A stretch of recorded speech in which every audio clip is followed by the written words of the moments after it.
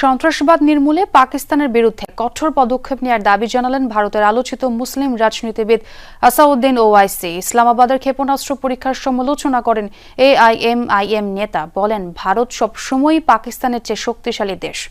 এ সময় বাংলাদেশের স্বাধীনতা অর্জনে ভারতের সহযোগিতার কথাও মনে করিয়ে দেন তিনি। পাকিস্তান একটি ব্যর্থ দেশ। তারা কখনোই ভারতীয়দের শান্তিতে থাকতে দেবে না। তাদের উপযুক্ত জবাব দেওয়ার এখনই সময়, যাতে সন্ত্রাসবাদ পুরোপুরি শেষ হয়ে যায়।